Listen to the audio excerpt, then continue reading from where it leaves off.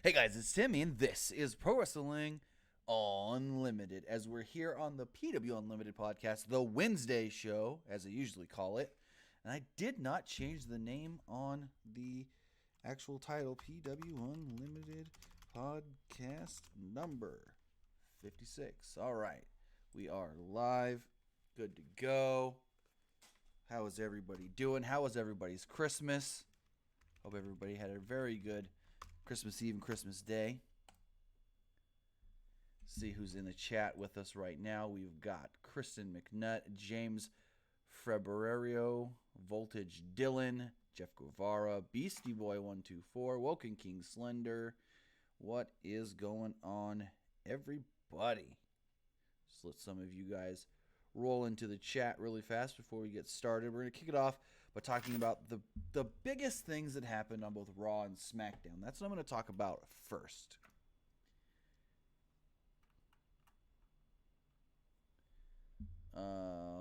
Yo Man Richie says, are we still waiting for PW? No, I'm on. Nicholas Altamore says, hello Tim, how was your holiday? It was really good. Had a really good Christmas Eve and Christmas. Jose Padilla says, Tim, did you have any idea Brian Quinn from Impractical Jokers was doing at Smackdown Live at Fresno? They showed his face as Rusev entered the ring. If you missed it, I saw that. I didn't know he was going to be there. Honestly, I had no clue. No clue. I think they're coming. Let me look at something really fast. Well, it would have been Pat. I would say I saw an advertisement recently that they were going to be in town for a show. So maybe they were doing a show the day after, and they were just came in a day early to go to Smack. I don't know. Nelson says, where's Nick? Unfortunately, Nick is not with us tonight. You know, when you work that retail job, they make your hours, not yourself. So Nick is unavailable.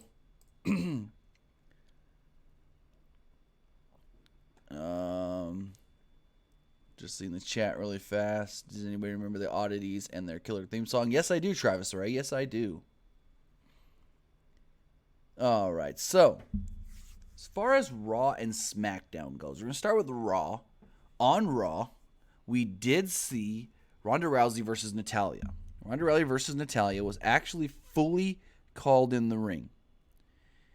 They did not have time to really, I guess you could say, work the match out because they did the two shows in the one night, and Natalya had to be more focused for the most part on that gauntlet match and making sure everything for that gauntlet match was going to go good because that was the live show. That was the live match. Now, as far as the match with Ronda, according to Dave Meltzer on Wrestling Observer Radio on Monday night, he said the match was completely called in the ring, and Ronda has never, ever done that before. Ronda has never gone in there that blind, not working out the match at all, getting any notice of, okay, this is what we're going to do here. She probably just got the basic finish. Here's a couple spots we're going to do. Bada boom. There we go. And I think the match was really, really good. I liked the match. I think it was one of Ronda Rousey's best matches, but here's the caveat with that. The main caveat with that is the fact that it was Natalya. Natalya has probably trained more with Natty than she has with anybody. And that's the thing. So Natty knows more of her strengths, her weaknesses, what she's good at, what she's not good at, what she can, what she can't do in the ring. And so that is one thing about it being Natty and Ronda Rousey. Other things we did see on Raw were, I guess you could say the Baron Corbin Seth Rollins match was all right. It wasn't bad at all. No, Mr. Jones is me. I don't think that was a botched ending. If it was, they would have found a way to kind of edit it better. I think the ending was more of Ronda knew what she had to do to win, but she didn't want to hurt her friend. That is what I believe happened with that ending. It wasn't the fact of, oh, they botched the ending. No, I don't think that was the case at all. I really don't.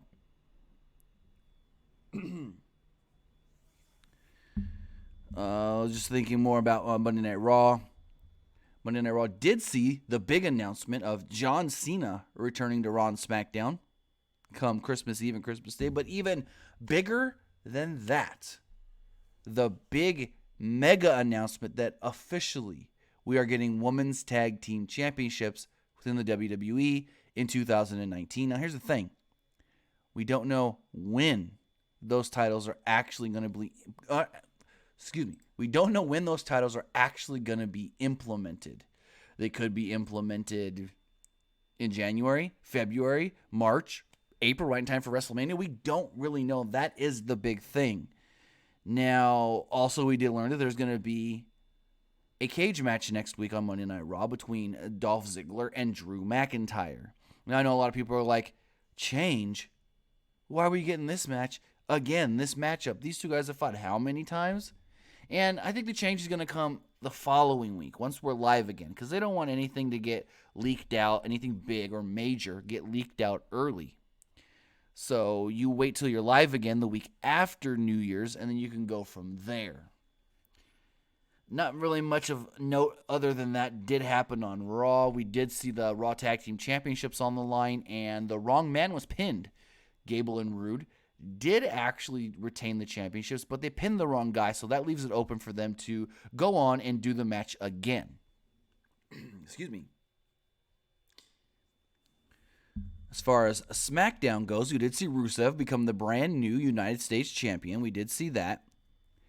And we also saw a very interesting ending angle. Vince McMahon walks up to AJ Styles and goes, what's your name? And AJ goes, I'm AJ Styles, the phenomenal one, the champ that runs the camp. And Vince was just like, oh, yeah? So that's why you're just walking around backstage and didn't compete tonight? He's like, if this is the house that AJ Styles built, why is Daniel Bryan out there and not you? And then he goes, I see a lot of myself in you, AJ. You have a black hole in your heart. There's an animal in there that I want to see come out. And then Vince slaps him. Vince then goes on to take a forearm to the face. He yells at AJ, who the hell are you? Officials run in, Jamie Noble and John Cone. Some referees run in, and Vince is yelling, get him out of here, get him out of here. And they take AJ out as the show goes off the air. That was very, very interesting. I liked that a lot. And Vince also said something along the lines of like, AJ's getting complacent on SmackDown. So two things could have happened here. One, we could have seen a heel turn. But two, maybe this could also lead to AJ being complacent on SmackDown. So Vince thinks, you need a challenge. I'm moving you to Raw. Remember, last year when they did the Superstar Shakeup, not last year. It was 2017. When they did the Superstar Shakeup, the rumor was AJ was coming to Raw. Then the report was the day of Bray Wyatt was told, hey, you're moving to Raw today. Instead of, and so that was basically the spot that AJ was supposed to take, moving over to Raw. So,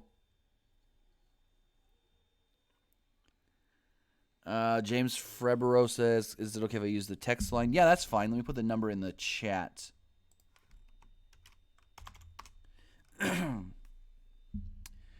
But, I mean, with the AJ thing, it is very, very interesting that they did that. And the other thing with that segment is Vince. Is Vince going to be more regular on TV? Vince did appear tonight at Madison Square Garden.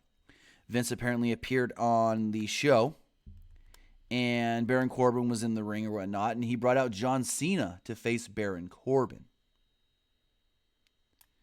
So maybe we are going to see more Vince more regularly, I guess you can say. Got a $5 Super Chat donation from Kristen McNutt. Says Vince AJ did the same, grab the brass ring with punch, just Bucks Flip did on BTE with super kicks, and what Sean Marsapp said on the Fightful podcast. Yeah, kind of. But at the same time, the BTE guys wouldn't have had that grab the brass ring if Vince never said that on the Stone Cold podcast. So Vince started the whole brass ring thing. But at the same time, I don't think Vince watches Being the Elite. So I don't think Vince ever saw any of that anyways. But let's take our first call. Caller, you're on the air. What's going on? Hey, Nick, what's up? Tim, what's going on? I'm Noah. No, I'm Tim, not Nick. Okay. Anyways, I got a question. Sure. What happened to turning with this whole new era thing that we heard like 100 times? What happened to turning Shane McMahon heel?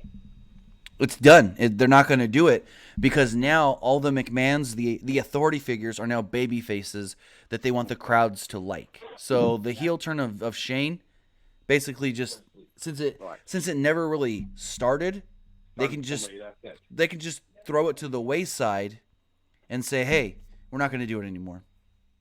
I'm just doing a podcast. That's it. Excuse me? I'm just talking to my grandma. That's it. Oh, okay. So, yeah, I think it was just the fact of they never really did anything with the heel turn yet. Wasn't supposed to happen in January. And because there was no legs to it, it was easy for them to just say, never mind, we're not going to do it at all.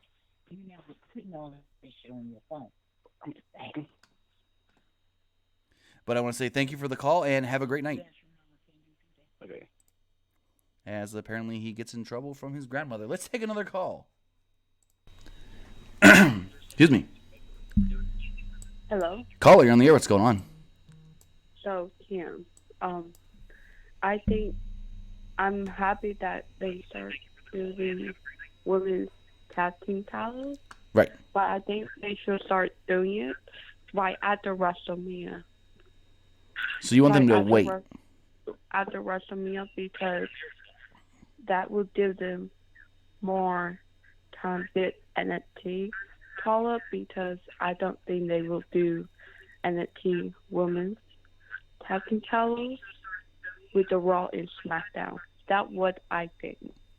Now, I don't think they should wait till after WrestleMania. I think at WrestleMania should be when they crown the first champions.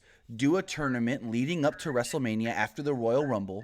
Announce saying, hey, after the Royal Rumble, we're going to do a tournament where the winner of this tournament from the Raw side, and if they're floating titles, if it's Raw and SmackDown both have the titles, you say, hey, we're going to do a little mini tournament.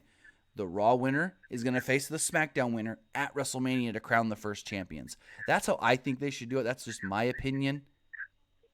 But, I mean, even if we don't lump in NXT women, we still have a good 9 tag teams between both Raw and SmackDown.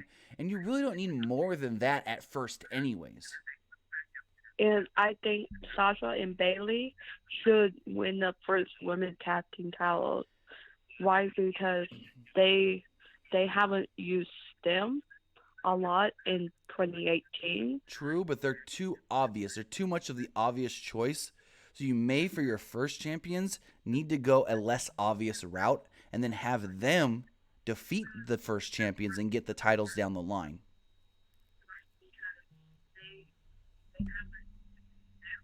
Okay. Thank you. All right. Thank you and have a great night.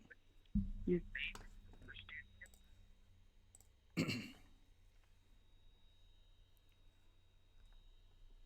With that, I'm going to take another call here in a second. Just looking at the chat while we wait for another call to come in. Also going to look at the text line. Let's take a call first. Caller, you're on the air. What's going on? Hey there, partner. I'm a big fan of this here show. I just wanted to give my 2 cents on them women tag belts. Okay. Yeah, sure sounds interesting. I can't fucking keep this voice up Freaking Nick. much longer. God dang, that was hard. I'm in the car, but I real quick wanted to ask you, Tim, real quick. With these women's tag titles, do you see them being, and I don't know if you talked about this already, cross-branded? Are we going to have 2 individual ones? Are we going to have it only defended at the shared pay-per-views? Then you run into a bigger issue if there's one title that's back and forth. How do you progress the story with that? I was actually about to talk about that. The last caller just asked about it. I think they need to be... Hold on. Okay. You're about to talk about it. I'm going to keep driving. Folks, miss you. Love you. Be back soon. Tim.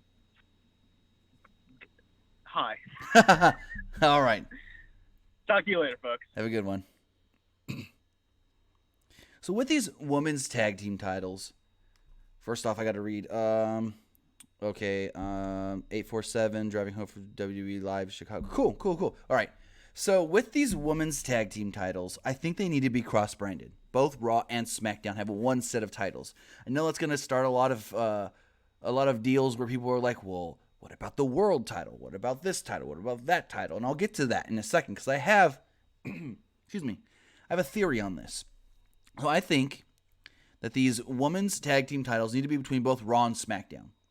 If they want to lump NXT in there as well, and maybe 1 week just randomly call up 2 women from NXT as a tag team and say, hey, we want to challenge you guys, and then they can build something towards the pay-per-view, and then they go back to NXT after if they don't win. Cool, fine, okay. But I think that these women's tag team titles need to be cross-branded because you don't have enough tag teams on either brand. As we saw when we did our 12 tag teams, which is actually 3 from NXT, so it's 9 main roster tag teams that could be in this women's division. There's not many from SmackDown. If I look at this again correctly, let me pull this up again, my list. And that's the thing. SmackDown will be lacking tag teams. I think SmackDown has less women anyways on their roster. Or it might be about the same. I don't know. But the fact of the matter is you also have to think of this. So you've got the women's tag team division, but you also have to have women that are not in that division that are going to be one day eventually challenging for the women's, I guess say, world title. Challenging Asuka, challenging Ronda Rousey, or whoever the champion is at the time. So you have to there's a fine line on how many women do we put in tag teams, how many women do we not put in tag teams, and then also, what about women like Dana Brooke? Like, I have the list here. Other women like, let me pull this up again. There's at least, I think, 5 or 6 women. Carmella is one of them. That, why can't I not get this list? There's about 5 or 6 women, possibly, that they don't really have a spot as far as in a tag team. So then they're just the extra women. I mean, maybe we'll see some goofy thing where Carmella and R-Truth's like, hey, I want to challenge for the tag team titles. And then you got that ODB Eric Young situation from Impact. But run down the tag teams that I think could be possible. Bayley and Sasha Banks, the Iconics, the Riot Squad, Mandy Rose and Sonya Deville, Nia Jackson, Tamina, Lana and Naomi, and then you've got Alicia Fox and Mickie James. I would have said Mickie James and Alexa Bliss, but Alexa's hurt right now, so maybe she's their manager. Once Alexa is cleared to get back into the ring, then you can go, okay, they're their trio. You can do the trio route with them. Another thing, excuse me. Another thing we've got is women that could come from NXT. You got Kairi Sane, Io Shirai, Marina Shafir and Jessamine Duke, Dakota Kai and Tegan Nox. Cool. But then you've got, the women on the main roster without a spot. Becky and Charlotte, they're going to go for that women's world title. But then you got Carmella, Dana Brooke, Ember Moon, Natalya, and Zelina Vega. So, I don't know. Jeremiah Jones with a $5 Super Chat donation. I want to say thank you to Kristen McNutt for always donating to the great guys at PWU when a lot of us can't, when PWU deserves it a lot. Thank you. Thank you, Jeremiah.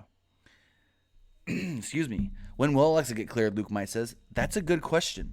We don't know. We don't know at all. There's a big red flag on that because she had multiple concussions over a short period of time, and they don't take concussions lightly anymore. They really don't, and that's smart on their part. You don't want to take concussions lightly because look at Christian. He had multiple concussions. They thought, oh, yeah, you're good to go. His second match back, I think it was. Maybe it was even his first, another concussion. And so they were like, you know what? No, you're done, guy. And the same thing almost happened with Ziggler at one point. I think he had a bunch of concussions in a short period of time, and they were like, oh, maybe we gotta. I think that's why he won that world title, got that big pop, and then had to lose it so quickly. It's because he got a concussion. So, as far as other things with these women's tag team titles, it's like, okay, who's the first champion? I suggested Trish and Lita. You have Hall of Famers win it at WrestleMania, maybe. Maybe they come through Raw. They win like a Raw side of things, and then they face whoever from SmackDown. They win it, and then they lose at the next pay-per-view or something. But it's like, hey, have Hall of Famers the first champions? Why not? Nicholas Altamore with a $2.99 Super Chat donation. Send to SmackDown. Bring AJ to Raw. Send who to SmackDown? Are you asking who I would send to SmackDown for AJ?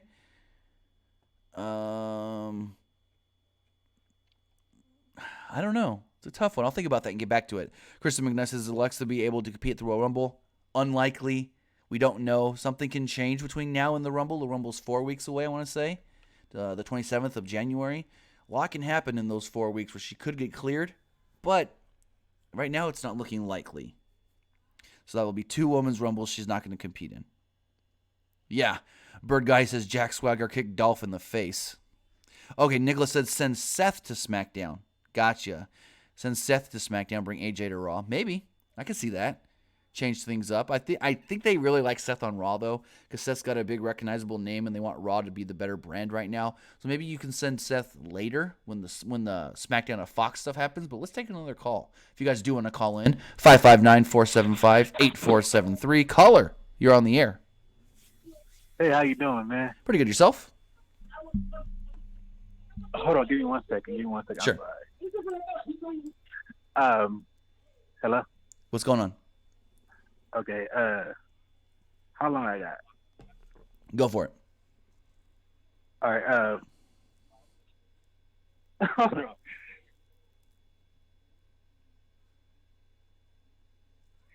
on. Hello? Okay, I got it. Okay. Okay, so every Monday and Tuesday, right? And Wednesday, the pay-per-views go. I mean, the shows go on. Right, we usually go Monday, Tuesday, Wednesday for our live shows. Yeah, but next year they'll change it, right? I mean, we're going to have to change next fall because SmackDown's going to be on Fridays now. Okay, let me see. How about they do the little thing on, can't think when it's supposed to be. Next August? October. For the Evolution? Oh, or Evolution. is it November? Evolution, I don't know when the next Evolution is going to be, honestly. That's when they should do it. It'll be better than. You mean the move to Fox? Nah, the tag team title. The women's tag title. think If they that's don't do it at WrestleMania. I think that's too far away. I mean, they gotta still build up a couple of teams, though. That's true, the thing. but I think they can really say, hey, look at these new champions that were crowned at our biggest event of the year, WrestleMania. We didn't wait. We did it at WrestleMania, the biggest night of the year for the company. I think they can really tout that up. I mean, I would love to see it at WrestleMania, but then who knows who will do what, because they got all this other stuff trying to go on. And then with the women and the men trying to have all these matches happening, who knows what they'll do. They probably do it at SummerSlam. True, but I mean, at WrestleMania, all you really need, you've got your Raw Women's Championship match, your SmackDown Women's Championship match. Every other woman's going to be relegated to the pre-show Battle Royal. So what you do is you pull 4 women out of that Battle Royal that you want to go up for the tag titles. You shoehorn that in somewhere early in the pay-per-view, and there you go. You've got the match at WrestleMania. And we don't even know what's going to happen at WrestleMania. I've heard that plans change every week because a lot of things backstage have been changing. Things that they had in place, or not really in place, but things that they had in mind at the beginning of December have changed like 360 degrees now. Yeah, on God, because I'm trying to think. Like, to me, they only got really 18, but then it's more than that, as we all know. Right. And then the 18, I see the main one I want to really see is either Sasha and Bailey. If not, I would love to see Becky and Charlotte be a team and go at it.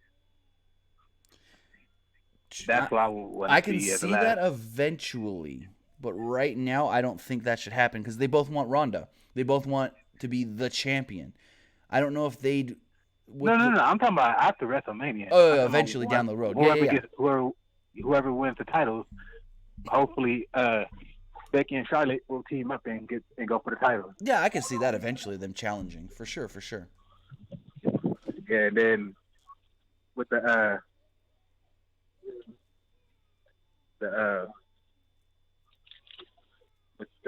Unite, what you call it? What do you call those titles? The Smackdown tag titles. Right now, I'm trying to see what's his name. The Bludgeon Brothers return if they don't go to Raw. Return and challenge for the tag titles that they kind of didn't lose because True. one person was injured. Right, Rowan did get injured. Yeah. Yeah, Rowan got injured, right. And then apparently Harper also had, I think it was wrist surgery or hand surgery as well. Since they weren't going to use him, he got a nagging injury repaired.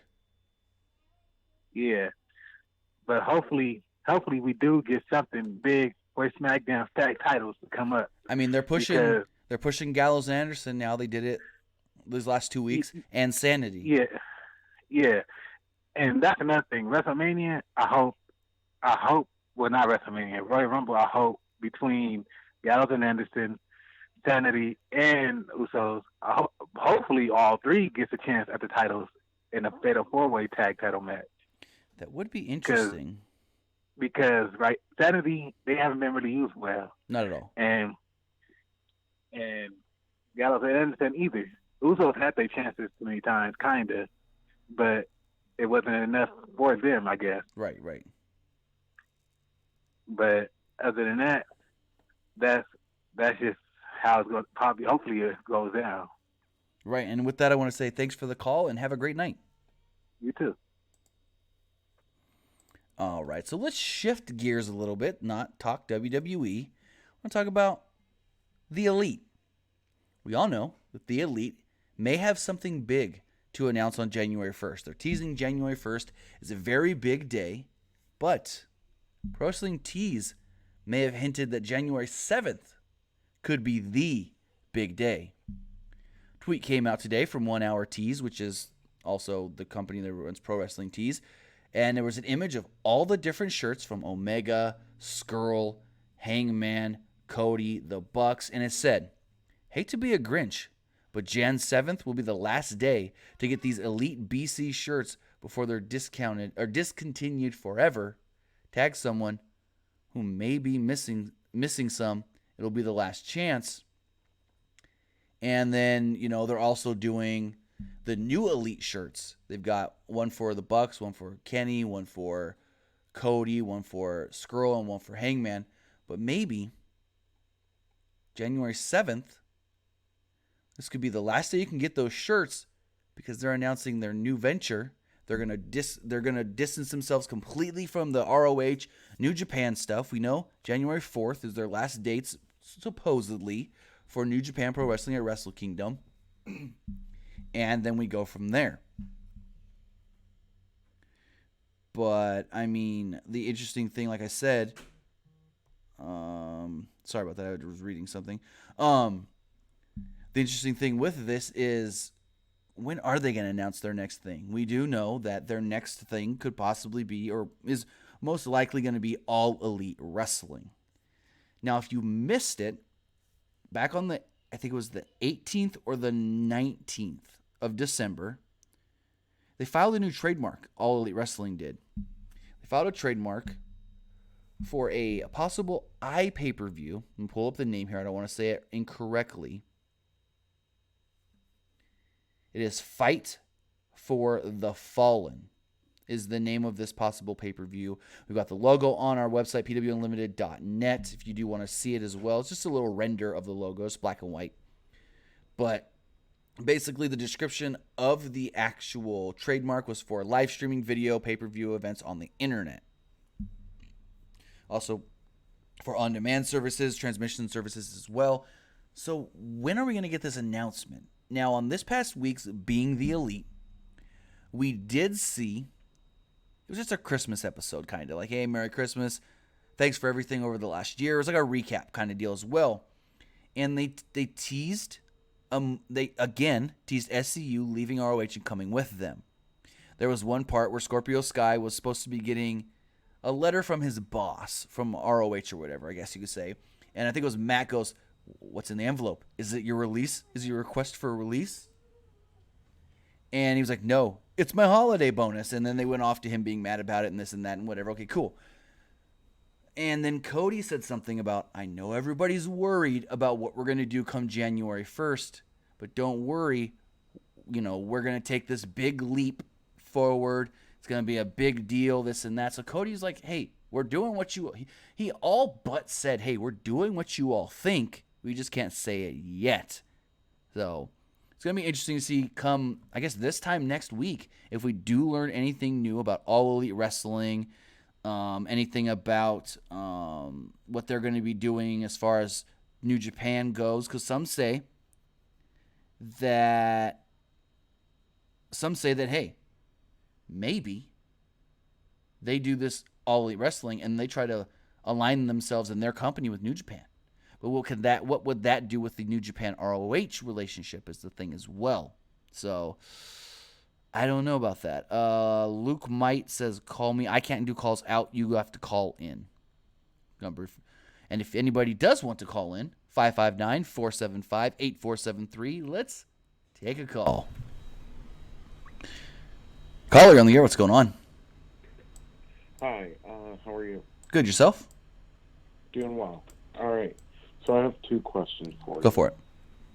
All right. The first question, as of right now, 2019 does not seem like the year that the Elite would be going towards the WWE. Correct. When would you estimate, or if they would ever even go there? It's too hard to say right now without knowing what All Elite Wrestling is going to be. If they are starting their own promotion, then you can almost say maybe they never go to WWE. But if they start this new promotion and after the first year it just doesn't pan out, then maybe you can say 2020, 2021. But like I said, we can't make any of those kind of predictions until we find out and figure out what their new company is going to be, how successful it is, if it's successful at all, if it's a failure, if it's a flop.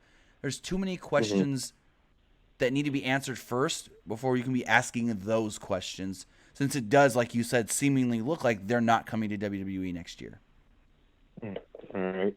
And my second question is, with going back towards WWE, with this whole new change thing and how giving the audience what they want to see, people have been asking, will Vince be more prominent? Will Steph, would the whole authority be more prominent on the shows?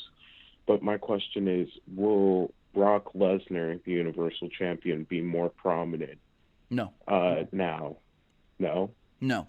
Brock's contract states he can only work X amount of days throughout a calendar year or however long his contract is for. And so they have to be careful that if his contract, say, is for now to WrestleMania and he's got 8 dates, they can't use all those 8 dates up before March, before April, and then they don't have anything for the last 2 to 3 weeks leading into WrestleMania. They have to be careful on how they book Brock, because if they run out of dates, they can go to Brock and say, "Hey, can you work these extra dates?" But then Brock's going to say, "Yeah, but here's how much extra money I want." So yes, you can say the authority is going to be on TV more. There's going to be more fresh faces that we don't see as regular on Raw and SmackDown, but Brock's not going to be one of those more regular faces per the stipulation of his contract. So having those new faces there, would that be kind of replacing Brock, or filling the gaps that Brock isn't there? Well, no, not really. I mean, Brock not being there is going to be the same as it's always been. You forget that he's even the champion. You forget that he's even in the company until all of a sudden, hey, Brock Lesnar's going to show up next week. Yeah. It's just all right. Go as usual. Mm-hmm. Yeah. Well, thank you for having me. Not a problem. Thanks for the call and have a great night. Right. You too.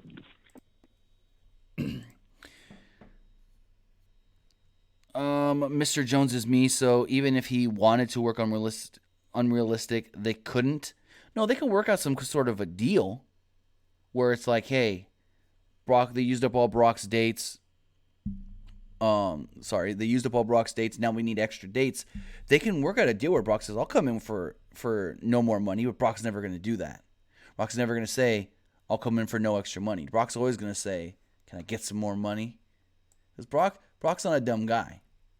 Because if WWE uses up all his dates, he'll just be like, okay, whatever, I'll sit at home until you really need me and really want me and come at me with my payday. Luke might. I can't do anybody really wanted to call in. I texted the number so you can call me. Sorry, I can't make calls out. It's only calls in, buddy. Looking at the chat here, with Nakamura dropping the title, do you think is this hinting him towards going back to New Japan as well? I hear Ziggler as well. I never heard the Ziggler thing. Ziggler ain't leaving. Ziggler reportedly signed a new contract recently, and I don't think Nakamura's leaving either. I don't think Nakamura's going anywhere. Just because he lost the championship doesn't mean he's leaving the company. I mean, guys lose titles all the time. AOP lost his Raw Tag Team titles a couple weeks ago. Are they leaving the company? No. It's I don't want to be rude here, but I hate when people start speculating on things that are nothing. There's no facts, no real reports. There's just Twitter rumors of people trying to start things to then, if they do for some reason come true, they say, hey, I was the first one to say that.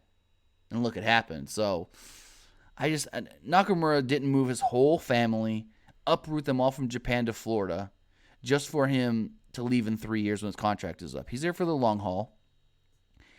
And he's even said it before. He's like, yeah, hey, the waves are better. Nakamura's a surfer. He said the waves are better in Florida. Yeah, got to drive a little longer, a little farther, but the waves are better in Florida. Basically his way of saying, yeah, hey, this is an interesting time, but I ain't going nowhere. Looking at the text messages, nothing new. Diamond Tube says, please check your text, but I'm not getting anything. Unless you're the one that said that you went to the Chicago show tonight. If so, awesome. How was it? But other than that, I haven't really got any text messages. We didn't get many. And let's take another call before we talk about this interesting thing that Ciampa stated on social media. Caller, you're on the air. What's going on? Hey, let me turn down I have no headphones on me, so I'll just listen to my TV. Let me turn it down. Sure. First. So what I have to say is about like the Elite. So coming to WWE would, just for, I would say, booking purposes, like reason and like say big, I don't know how to put, but like big match.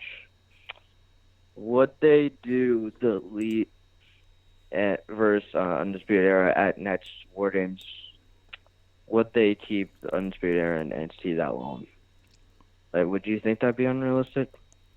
Well, I think it's unrealistic because I don't think the Elite's going to come in to WWE. Like I said earlier, if All Elite Wrestling is a thing and it is actually somewhat successful, they'll stay with All Elite and they're not going to come to WWE. But hypothetically, for your question, I honestly think that they need to move Undisputed Era up after this year's SummerSlam. SummerSlam weekend is, I want to say, their 2-year anniversary with the company. So what better way to finish those guys out on the 2-year anniversary of when they debuted, ish. I don't know if it's the same date exactly, but that weekend, SummerSlam weekend, and then bring them up to the main roster following SummerSlam. They can run through NXT because Adam Cole said it a couple weeks ago on NXT. He's like, Undisputed Era will have all gold. We will all be draped in gold come 2019. So maybe they can run shop all over the summer, and then they all lose their titles at SummerSlam. Boom, they come to the main roster. Yeah, that's most realistic. I'd say. I had another question, but it's way off topic. Go for it. I remember I asked you this about a year ago. I wanted to see if you changed your opinion. Okay. Should the Andre Giant Battle Royal become like the winner gets an opportunity on, or gets a title shot on the U.S. title or Intercontinental title, just to give it something to like fight for? You're saying on the same an night? Exhibition match. No, like just like the battle of whoever wins depending on the brand, they get a title shot like on the next pay-per-view. Say. I agree with that totally. I don't remember what my response was to you last time. I think you said no, but like Nick said no. Yeah. I would agree totally. That the winner. Now here's the thing, though. You have the Andre the Giant Memorial Battle Royal. okay, you can give them the mid-card title shot, like the Intercontinental, the U.S. I think the winner needs something, but then you have the women's Battle Royal. Are you going to say that the women's Battle Royal winner gets a shot at whoever their champion is, the Raw Women's Champion or the SmackDown Women's Champion? Because that's the thing there. If the men get a title shot, then the woman's going to need to get a title shot. And I don't know about that one. Yeah, it's because women don't have the mid-card title, so it's like Right. couldn't like do the same thing. I mean, you could just give them the Raw or the SmackDown Women's Championship match, and then just do that quickly, book it for the next pay-per-view or something. I mean, I could maybe see it happening. I think the winner needs something more than just a trophy that we see for a week. Yeah. And then they don't even mention it like 3 weeks later. So, but I want to say thanks for the call and have a great night. Pitched idea. Oh, yeah. You too. But I've been saying since the first Andre the Giant Memorial Battle Royal, you need something. You need something to have that winner fight for. Like, what are they fighting for? Just, hey, I won. Whoopity-doo. Kristen McNutt says Enzo was spotted near WWE live event at Madison Square Garden. I think Enzo has a rap concert tonight in New York. But it's whatever. He's not getting an MSG. They're not going to let him in, especially if they know he's going to be in town. Bird Guy says they already get a trophy. Yeah, trophy that what? Disappears after 2 weeks? Slam Hub Wrestling says Undisputed Era is greatest WWE faction in terms of in-ring performers. Currently, yes. I still think, in my wholehearted opinion, Evolution is the greatest faction of all time. In my opinion. Maybe you could say the Horsemen's a little better because you couldn't have it. You really wouldn't have good factions if we never got the Four Horsemen. Because the Four Horsemen was the first real good faction. Probably the first real faction. But with that, I wanted to talk about something that caught my eye today. It was an interesting announcement. 2 former MMA stars are going to be squaring off. McAloon Productions announced that Ken Shamrock will face Filthy Tom Lawler at their Ultimate Bar Brawl event on January 31st in Atlanta, Georgia. Now, this report comes from Fightful.com stating that Shamrock has been away from the ring for over 9 years before making his return this past November at Battle Championship Wrestling in Australia. Ultimate Bar Brawl will mark the first time Shamrock has competed in the U.S. since JCW Bloody Mania in August 2009. They go on to say some of the accolades of both men, but this is very interesting. I mean, we're going to get Ken Shamrock versus Filthy Tom Lawler in January in Atlanta for McAloon Productions, who I've never even heard of. But the thing is, Filthy Tom, in my opinion, is one of the most improved wrestlers in 2018 compared to where he was in 2017. Ken Shamrock, like they noted, hasn't wrestled in the States since 2009. He's 54 years old. Now, I know you can say, well, there's guys that fight that long. There's guys that have matches way up into their 50s, like Kurt Angle and whatnot. But it's like, yeah, but they were regularly doing this. Shamrock isn't regularly doing this. So I just thought this was something interesting that caught my eye. Something, and again, I don't even know what McAloon, McAloon Productions is. I've never even heard of McAloon Productions. So I don't know. Again, like I said, this caught my eye. Very interesting matchup to make here. You got the 2 former UFC stars, now pro wrestlers, whatever Shamrock wants to call himself. So on that note, let's see if we got any more in the text line. We do not. If you do want to send a text into the show, put the number in the chat. Also, if you do want to call into the show, 559-475-8473, 559-475-8473. Talk about anything you guys want to talk about as far as pro wrestling goes. Just looking at the chat. James says, thanks for taking the call. Appreciate it. Appreciate you calling in. And I appreciate this caller here that just called in. As we say, caller, you're on the air. What's going on? Oh, hi. Is this Tim? Yeah, what's going on? So my question is, I know you kind of like mentioned it earlier in the stream, but my question back on that whole on Tuesday with AJ and Vince. I had heard rumors like, oh yeah, they're going to turn AJ heel, whatever. But I was thinking, are they like maybe going to send AJ to Raw, but like and have him face like Brock Lesnar at WrestleMania? But I'm also hearing that Seth might face Brock at WrestleMania. So what's your take on that? So I initially thought the Raw thing. I thought both, actually, the heel turn and the Raw thing, because with Vince saying or stating, I don't know if he actually said the word, but stating that AJ was getting complacent on SmackDown, that he was the champion for so long that it put him in a complacent state, thinking he could beat everybody on this brand. So one of my first thoughts was, well, if he's complacent on Raw or on SmackDown, throw him to Raw, so then he can go over there and have new matchups, fresh matchups, and a challenge, since he's quote-unquote complacent on SmackDown. Now, as far as him going and facing Brock Lesnar, I haven't heard anything of the sort. I know come back in November, there was a plan. I don't know how concrete it was, but there were talks backstage of Seth challenging Brock. I don't know with the new fresh start if that plan has possibly changed, but the last because that was changed at like Survivor Series, you know? That was kind of strange. Around November was the last I've heard of it, but I haven't heard anything different. So I'm still going off the notion of the plan right now could be Brock versus Seth for the Universal Championship. Seth did lose the IC title to Dean, which he would have had to, in my opinion, lose that title before so does this mean, Go for it.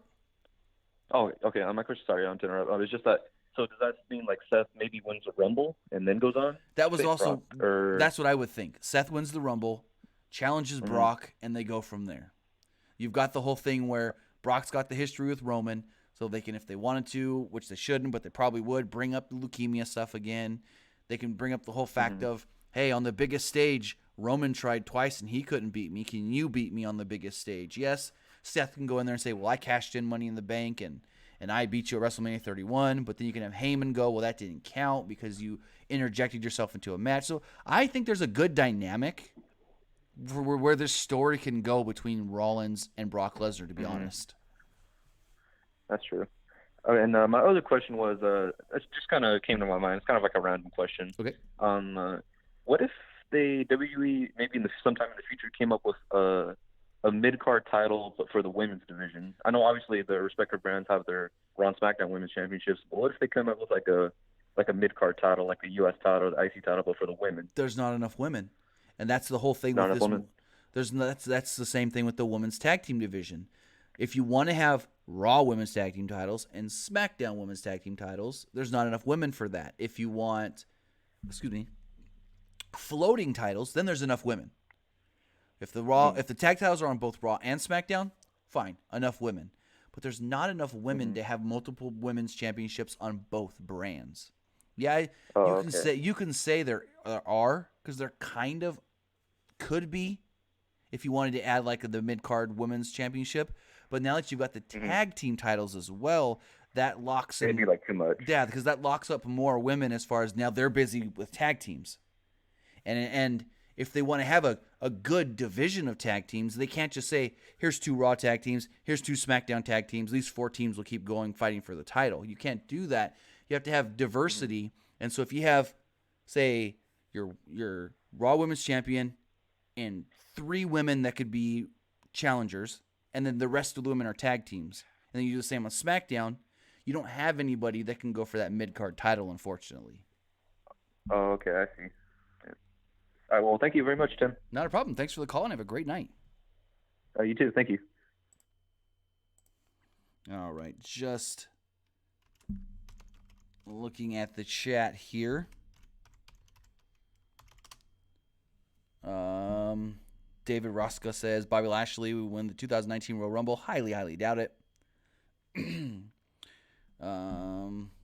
you guys do want to text into the show, if you can't make a phone call, 510-906-1341. The number is in the chat, 510-906-1341. I'm just looking around. Thank you, Irish, for the $1 super chat donation. He also says, "Do you think the Miz turned to face last night?" That's what it seemed. The Miz was in line for a babyface turn. My understanding is that they were going to do the whole Miz turns babyface, Shane turns heel. Excuse me, got the hiccups a little bit. So that's what my understanding was. And now that Shane's not going to turn heel, you can still have Miz turn babyface. Why not? Why not have Miz turn babyface? Marcus Ray says Bray Wyatt returns to the Royal Rumble. I have no clue. I don't know what they're doing with Bray Wyatt right now. He's been gone for so long. But I don't know. But let's talk Ciampa.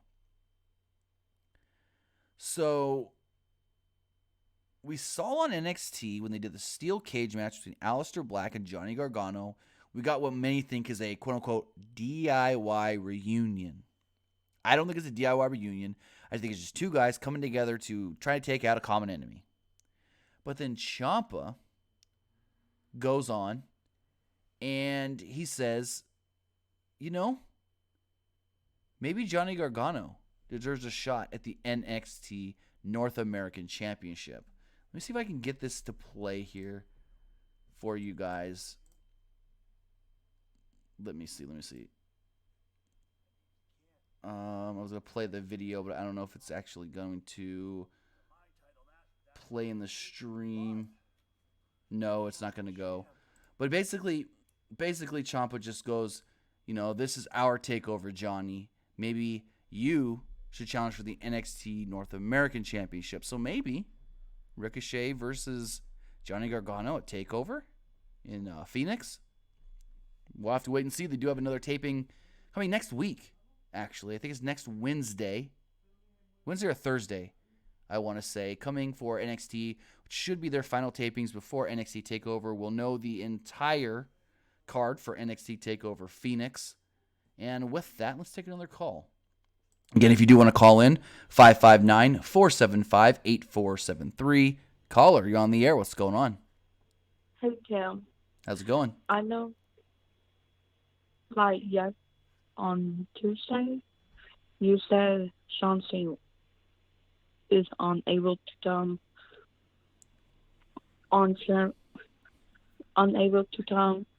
to the Royal Rumble. But here's my theory. What if Sean Cena pull a Ronda Rousey appearance and show up a surprise thing and shock? They put Sean in a private van. Whenever his number is, he should show Can't up happen. in top 8. Here's the thing. Thank you for the call. Here's the thing with that. So what she said was, Ronda was filming her movie, but she was able to come to the Rumble last year. Cena's going to be, reportedly, Cena's next movie starts filming on the 20th of January. Now, here's the thing. Ronda never wrestled when she came to the Royal Rumble. Ronda came, made a 5-minute, not even 3-minute appearance, maybe 5 max. Made a quick appearance and left. That was it. She didn't wrestle. She didn't get physical. She didn't do any of the sort. Caller was asking, what if John Cena enters the Rumble as a surprise entrant? That will not happen because the movie studio is not going to want to risk it. We saw Cody Rhodes earlier this year walking in the ring, blow out his knee. We saw Kevin Nash walking back to his corner in a tag team match, just walking. Tear his quad. Bryan Alvarez said that he injured his knee taking a snake eyes.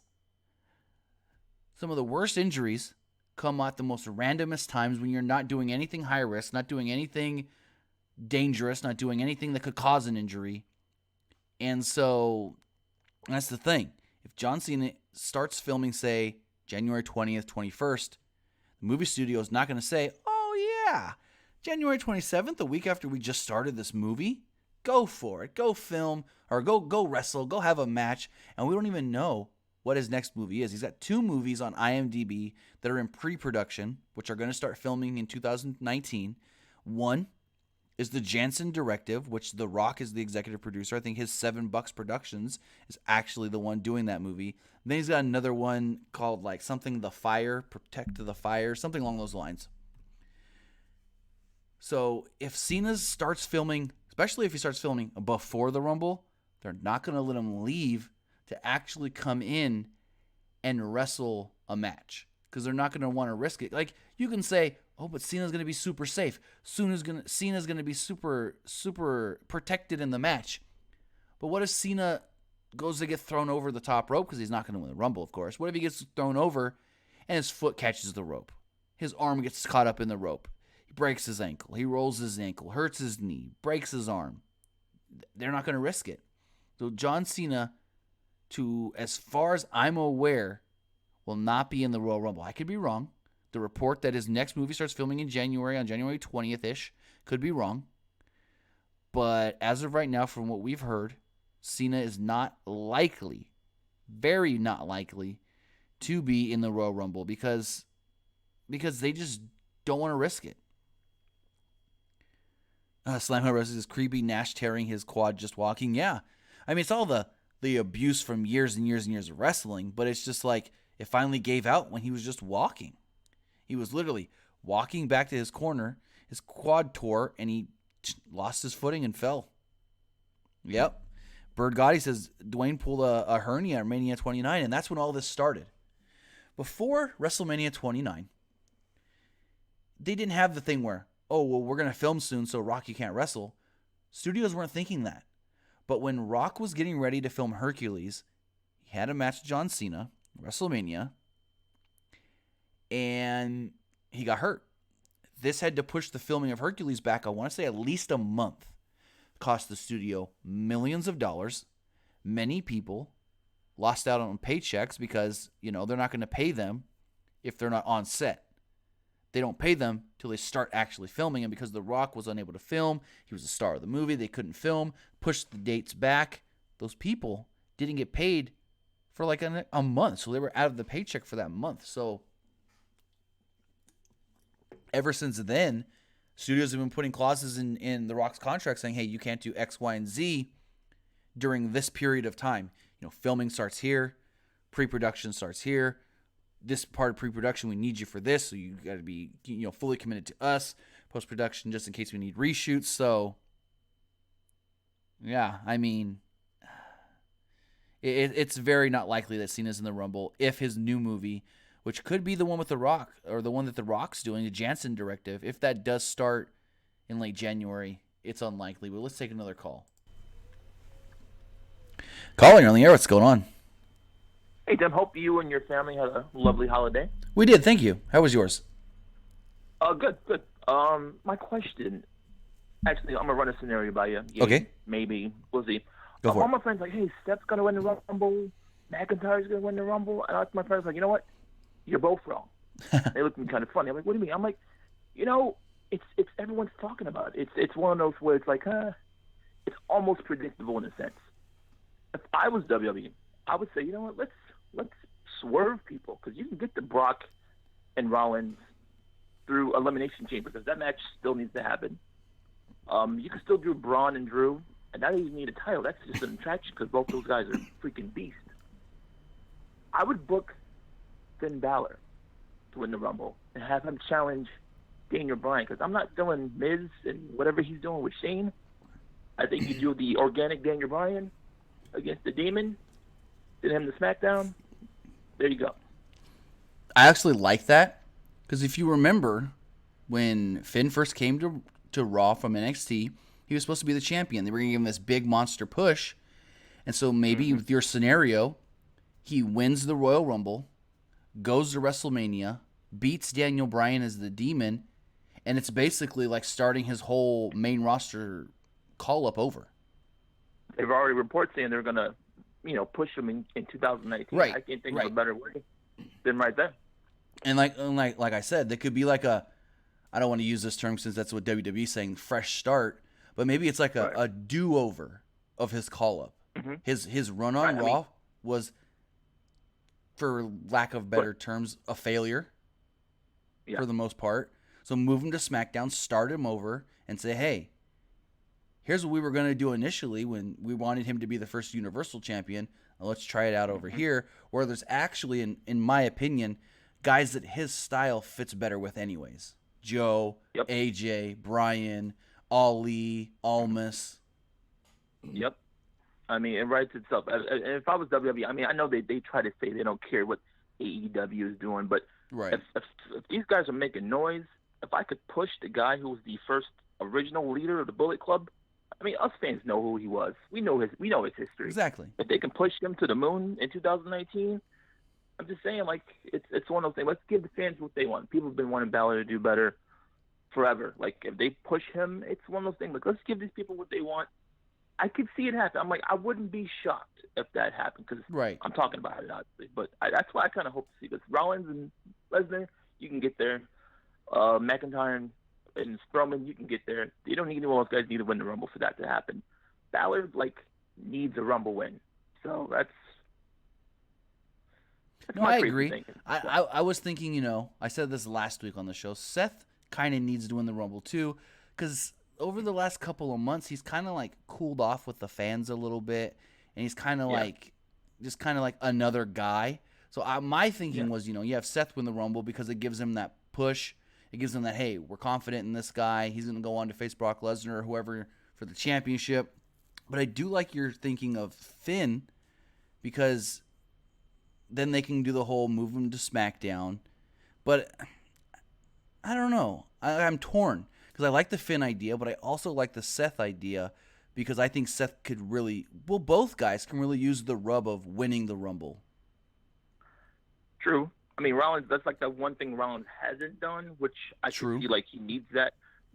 Ben needs anything. Like, he doesn't, you know, he hasn't had a mid-card title. He hasn't, you know, he hasn't won anything since he won Universal title for a day. Right, and my whole thinking, though, is if they really do want Seth to face Brock at WrestleMania, I think this Dean Ambrose feud kind of hurt Seth a little bit, so he needs something to kind of reignite him going into WrestleMania.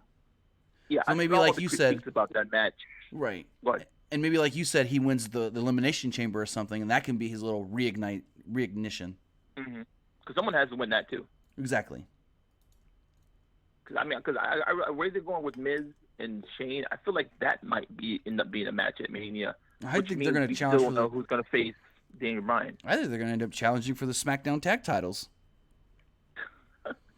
Yeah, I can see that happening. I mean, Shane agreed to be his partner. Doing that. Yeah, I mean, which leaves the open slot to who challenges Daniel Bryan at WrestleMania. That's very true. And if your theory, if anyone needs it, I will go that route. We need to be a face too. So exactly.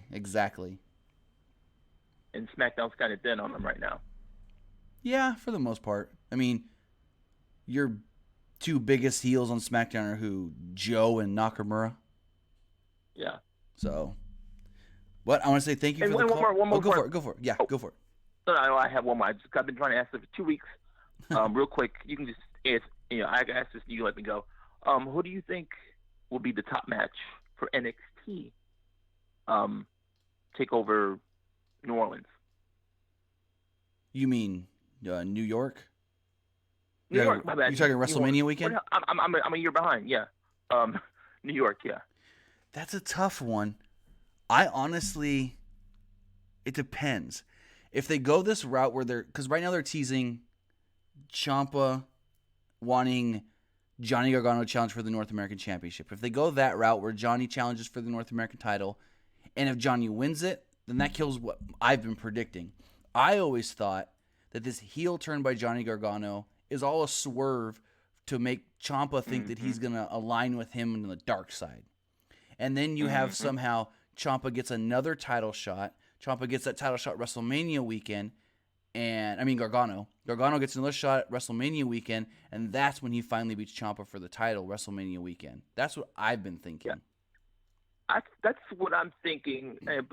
That has to be the payoff. Because, you know, WrestleMania, weekend, that has to be the big payoff. And that's the biggest storyline they got going. You have Gargano win the title. Ciampa goes crazy, wants his rematch, gets it like within 2 or 3 weeks on NXT because he's like, I can't even wait. I want my rematch now. He loses again, and then you can call him up to the main roster. He'd be one amazing heel on the main roster.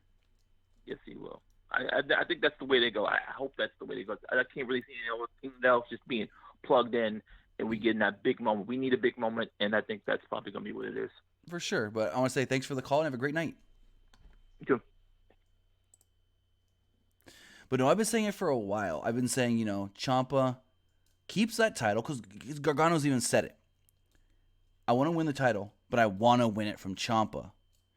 So maybe Gargano, again, helps him win a takeover in Phoenix somehow. Helps him retain that title, and then he becomes the number one contender going into Mania weekend and challenges then. I can really see that happening, but if they're going to do that match again, Gargano has to win. And at WrestleMania, it'd be the best thing because Gargano's the for the most part, I don't know right now since he's supposed to be a quote-unquote heel, but he's the biggest babyface they got in NXT. And so for him to finally beat Ciampa with the title on the line, do it WrestleMania weekend. What other weekend would be more noteworthy? I mean, some people say that SummerSlam weekend's a bigger weekend for NXT, but no, you do it Mania weekend. Because then you can air that replay. Well, not the replay, but you can talk about it on WrestleMania. You can be like, hey, if you guys missed TakeOver last night, look at this that happened. Go watch it on the network. Go see the replay. So I think that one would be very good to do at Mania. Would be Gargano finally winning the title from Ciampa and just going over then. But caller, you're on the air. What's going on? Hi, big fan of the podcast, by the way. Thank you. So I was going to tell you this in the chat, but since you called in, earlier today on Instagram, Tonga Tonga did a live video, and I had asked him if Yujiro and Chase Owens were still a part of Bullet Club. Okay. And he said this in like a storyline way to where like he told us to all keep it a secret that they were still a part of Bullet Club OGs. Interesting. But he said to keep it a secret, and like he said they're just keeping it on the down low from the Elite. Interesting, because I know we've seen Yujiro on being the Elite, but we haven't seen really anything of Chase Owens in a while. Yeah, that kind of seems like maybe they'll turn on them at some point because we've seen them on being the Elite, but... But here's the thing, though. If everything we're hearing is correct, the Elite's basically done with New Japan after next week. Mm. Yeah, so that's unless true. maybe Yujiro comes in and helps Tama Tonga and Tanga Loa in the triple threat tag title match, and they like help take out the Bucks or something, maybe that could be a thing. Yeah, that would be cool. I'll have to go back on Instagram and listen to that because I know the Instagram live videos stay up for the 24 hours as well. Yeah. Interesting. Very interesting, though. I was wondering about Chase Owens yesterday because I saw something on Twitter. Someone posted something about a match he had like a year ago. And I was like, I haven't seen anything with him in a while. I know he tagged with Kenny recently, but that wasn't much of anything. Yeah, and Tama also, someone had asked Tama in the chat if he would ever go to WWE. He said that not at the moment because he's getting paid a lot. Right. But plus, he said when his time is up. Go for it. He said when his time is up, but he never really counted out WWE. He just said not at the moment. Yeah, you can never really count out WWE because you never know what kind of offer they'll give you. But you also got to remember his brother was in NXT, or not NXT, the main roster. His brother was basically who plays Sin Cara now. He was Camacho, kind of like the sidekick to Unico. Yeah. And he didn't really have a good time in WWE. And then he went to New Japan, and him and his brother, wreck shop as the Guerrillas of Destiny. So, I mean, he's also got that, though, to think about. My brother was there. They didn't use him that well.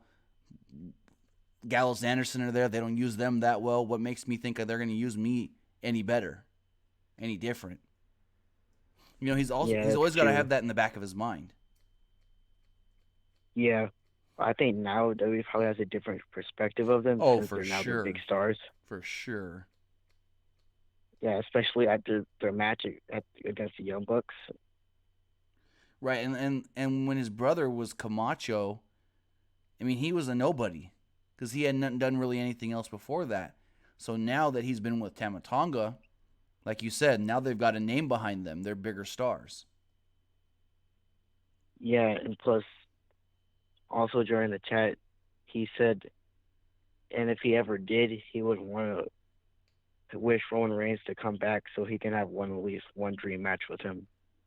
Oh, of course, that would be a really good match, especially after like the Twitter stuff they did and him taunting him during the G1 and all that. I think that would be a pretty good match, actually.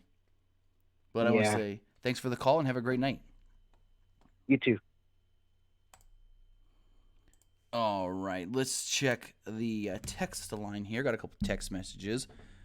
This one here from 214 says Asuka and Naomi as tag champs. Asuka's the women's champion. That's why I put Lana on my video earlier, my list, because Lana's I didn't put champions in there. 519 says, hey Tim, if you could fantasy book WrestleMania 35 right now, what would it look like? That's tough. Thinking about what I would put. Here's the biggest matches I would do. I'd main event it with Becky versus Ronda. That would be the last match of the night. You can do, like the caller said earlier, I'd go Finn versus Daniel Bryan. You do Seth versus Brock.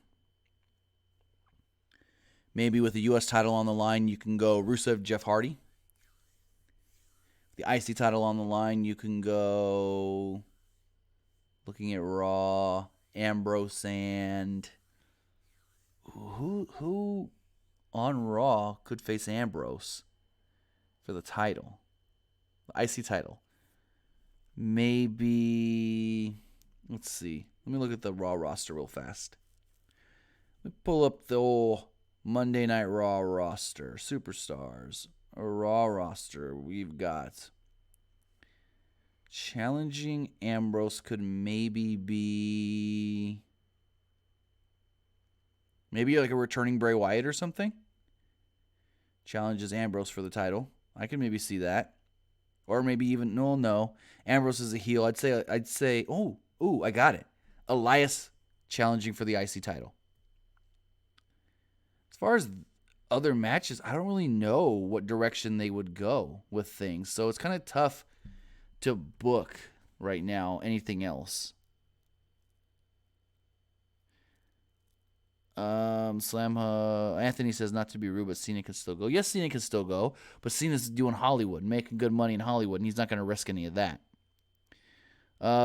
Brian Medina says, Tim, what about Lashley versus Brock at Mania? I wouldn't do it. No, I don't think their styles. Everyone wants to see the big Brock Lesnar versus the big Bobby Lashley. The MMA guys go face to face. I don't want to see it. I don't think their styles, because they're the same. I don't think two guys that style. No, I think their styles are too similar, and they wouldn't work well together. Wait, yep, you guys have said it in the chat. Mesmer Heart MTG Enterprises is EC3. Yep, EC3 challenging for the IC title. WrestleMania 35. Here we go. Caller, you're on the air. What's going on? All right, excuse me. I have a question regarding going back to like the Elite and their contracts and stuff like that. If you don't mind going back to that. So you said their contracts are done. What, next week with New Japan? As far as the Young Bucks go, my understanding is their contracts were like a dual contract with both New Japan and Ring of Honor together, more Ring of Honor than New Japan.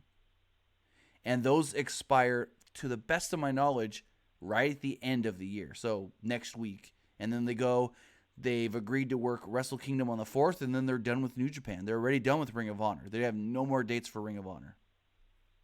Okay. So do you possibly see, once, say, Kenny's contract expires, what, February, end of January? Right. That's what we've heard. Okay. So when his expires, do you expect them to make like this, the supposed rumored All Elite Wrestling announcement? They're like their own promotion? Or I do you think they could they're gonna- announce it even before Omega's ready. Because like when you really think about it, they don't need Omega to announce it. It's Cody and the Bucks who will be running it, supposedly. So they can say, hey, we're starting this company. It's going to start at this date. Our first show is, we're going to tape for TV. There's too many questions right now. Do they have a TV deal? Are they just going to run house shows? Are they going to do like Impact does, and their house shows are actually in conjunction with other wrestling promotions? Yeah. Are they not going to do anything till the summer? Are they going to wait 6 months before they do anything? There's a lot that we don't know that we could be finding out in the next 2 weeks. But I think sorry to cut you off, but I don't think if they want to announce something in a week and a half, 2 weeks, I don't think they have to wait till Omega's contract's up. They can just announce things, and then when Omega's done with New Japan, be like, hey, this guy's with All Elite. Because they've already got the Bucks, Cody, Hangman, and since they supposedly got Frankie Kazarian, Christopher Daniels, and Scorpio Sky as well agreed to be with them. And I got to ask you a couple more questions before I let you go. Do you see All In becoming their WrestleMania, something to compare it to, their big show of the year? I think that would be a good idea. Because, the first one was All In, so maybe you do, other shows like their Double or Nothing and All Out or something. But then, the All In show, and keep it that same weekend, the first weekend of September, every year. That's, their big WrestleMania. They're Bound for Glory. They're, Super Bowl. Yeah. And then I have one more question for you. Go for it. So I also got one more. If rumors are true, is it possible that we could see Omega do a one-night-only thing and be a surprise entrant in the Rumble this year? Or do you think that's just far-fetched? No, because as far as I'm concerned, his contract in New Japan will not be up yet. Oh, that's right. Because last year, he did an interview with Dave Meltzer stating that he was going in February to work out the final negotiations of his New Japan contract, which he said at the time was only going to be a 1-year deal. So if he signed that in, say, the beginning of February, maybe he's got a deal that says February 1st his contract expires, or February 15th or something. We don't know the exact date. We just know somewhere around the end of January, early February is when his contract is expected to be done with New Japan. So for him to show up in the Rumble, I don't think WWE would even do it without him agreeing to be in the company. And B, I don't think his contract would allow it anyways. Oh, because of the... Yeah, I see where you're going there. Right. Because WWE, they're not that big on just, let's bring a guy in for one night and not sign him. The last guy that I can remember them really doing that with was Liger when he faced Breeze at TakeOver. Oh, yeah. But thanks for the call and have a great night. All right, you too, man. All right, if anybody else does want to call into the show, 559-475-8473 is the number, 559-475-8473. You can also text into the show as well. I will put that number in the chat. Gas Chamber says, don't forget Y2J in the mix at AEW. True. He can go in and out. He can go in and out of there as well. The text number, if you guys want to text in, 510-906-1341. 510-906-1341. Take a couple more calls if you guys do want to call in, ask some questions, give your thoughts on everything. Hey, if you just want to talk about anything pro wrestling related, it doesn't even have to be from the last week or something coming up in the next couple of weeks. If you have anything you want to talk about from 2018, something possible in 2019, let's do it. Looking at the chat here.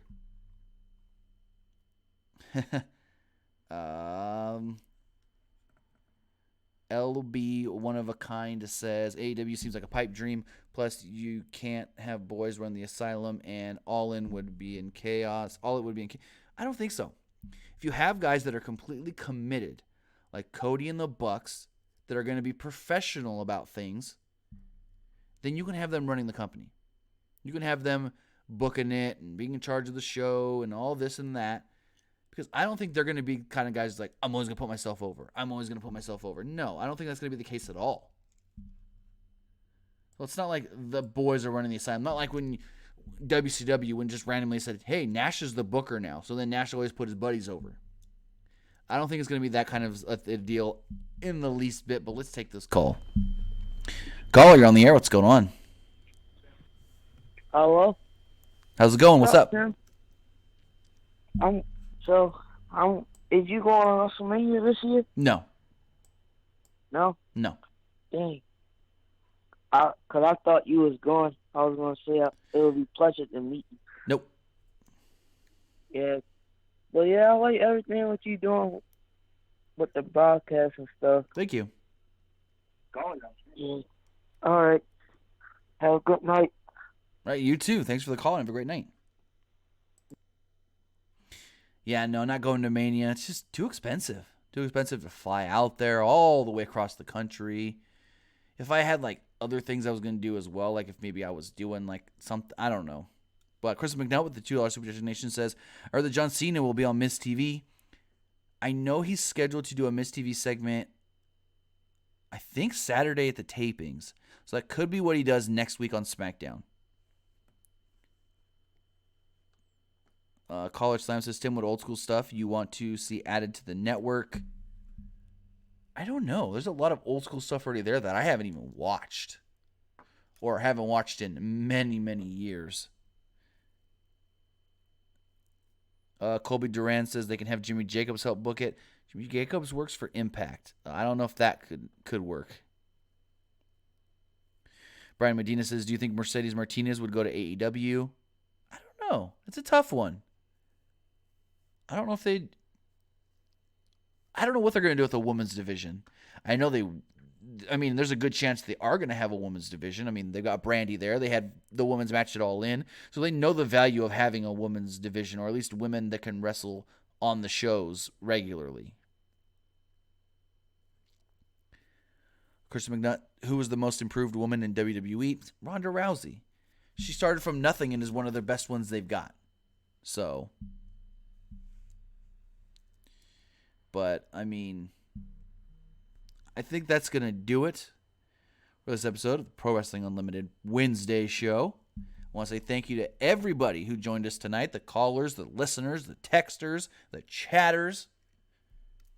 We'll be live again next week. Not sure if we're going to do New Year's Eve and New Year's Day show, though I'm most likely to do at least New Year's Day show. We may do the Raw and SmackDown review together on Tuesday after SmackDown, but I will let you guys know how that does go. Again, thank you guys for joining me here tonight. Have a good night. We'll see you guys later.